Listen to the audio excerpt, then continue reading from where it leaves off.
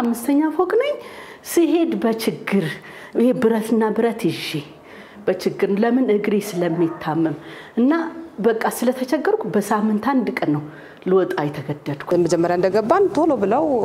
ይሄ እንትኑን ቀብተውት ነበር ከዛ ካንደኛ ፎቅ ጀምሮ ቀባብተውት ነበር ግን እስካው ምንም ታየ ነገር የለም ለመኖር ኮምፎርት ነገር የለውም መሰረት ለማት ይሄው እንደምታውት ነው እንግዲህ ምንም አይነት ነገር የለውም ሁሉ ዲምቱ ወረዳ ነው አሪኝ መኖር የጀመርነው ኦልሞስት ወደ 10 አመት አካባቢ ሊሆነው ነው ሊፍቱ እስካሁን ድረስ ማቴሪያሎቹ እቃዎቹ በሙሉ መተዋል እኛ ጋር ነው ያሉት ስቶር አለ እዛ ስቶር ውስጥ ነው ያሉት እስካሁን ድረስ አልተሰሩም ግልጋሎት ላይ አሉ ያው እንግዲህ በዚህ መንገድ መቀጠል የለበትም ምንም የሚያጠራጥር አይደለም ይሄን መሰረት አድርገን በጣም ሰፊ ስራ እየሰራን ያለን እንግዲህ በሁሉም ሳይቶቻችን ይሄን የሚያስተዳድሩ ቅርንጫፍ ጽፈት ቤቶች አሉ የራሳቸው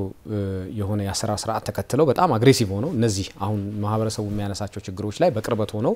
ለመፍታት ጥረት ያደርጋሉ በማዕከል ደረጃም ይሄን የሚከታተል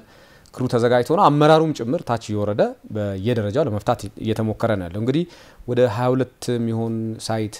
ወደ 2222 የሚሆኑ ህንጻዎች ናቸው ያሉት አሁን ባለው ሁኔታ ማለት ነው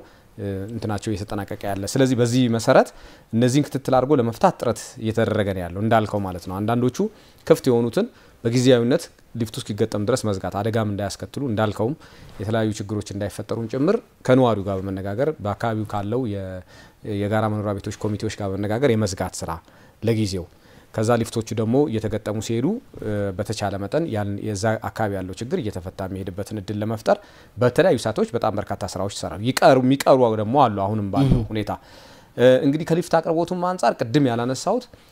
ወደ 1440 የሚሆኑ ሊፍቶች ገና ይቀራሉ ማለት እነዚህ ሊፍቶች ወደ 1200 ቀድሞም ጨረታ ያልወጣባቸው ናቸው 240 የሚሆን ደግሞ አንድ አቅራቢ በተመሳሳይ መልኩ የተሰጠውን እድል ተጠቅሞ ሊፍቶቹን ማቅረብ ባለመቻል ምክንያት ተርሚኔት ያደረግነውና የወሰደውን አድቫንስ በመክፈል ሂደት ውስጥ በፈጠረው ችግር ወደ ፍርድ ቤት ሄደን እየተከራከርን ያለንበት ሁኔታ ነው ያለው ማለት ነው እነዚህ ሊፍቶች አሁን በሌላ አማራጭ መቅረብ አለባቸው የሚለው ነገር ታሳቢ ተደርጎ ስራ እየተሰራ ያለበት ሁኔታ ነው ያለው ቅድም ካልቀረቡት ውስጥ ለምሳሌ 108 ሊፍቶች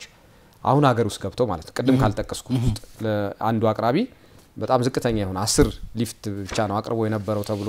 የሚነሳበት ወደ 108 የሚሆኑ ሊፍቶች ነገ አሁን ሳይት ውስጥ ይገባሉ ማለት ነው ሀገር ውስጥ መግባታቸውን አረጋግጠናል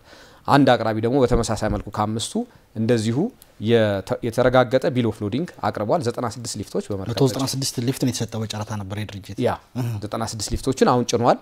ኦሬዲ ሌሎቹን ደግሞ በተመሳሳይ መልኩ ኤልሲ መከፈቱን የሚያረጋግጡ መረጃዎች ቀርበዋል ማለት ነው ስለዚህ በዚህ መንገድ ሊፍቶችን ለማሟላት ያልወጡትን ደግሞ በተቻለ መጠን ያልተደረሰባቸው ሳይቶች ወይም ደግሞ ይሄ አቅራቢ ተርሚኔት ያደረግንበት አቅራቢ ላይ ያሉትን ሳይቶች ደግሞ ርብርብ አድርገን ሊፍቶቹ በተቻለ መጠን በሌላ አቅራቢ እንዲሰሩ የምናደርግበት ሁኔታ ለመፍጠር ጥረት እያደረገ ነው ያለ የተሻሻለላቸው ለአንዴና ለመጨረሻ ጊዜ ነው ተጨማሪ ማሻሻያዎች እንደማናረግ ስትሪክትሊ ተዘግቷል ማለት ነው ስለዚህ መስራት የቻለ በተሰጠው ጊዜ ይጠቀማል ካልሆነኮ ባለ መስራቱ የሚጠይቅበት ሁኔታ አለኮ ያው ዝም ብሎ ተርሚኔት ማድረግ ብቻ አይደለም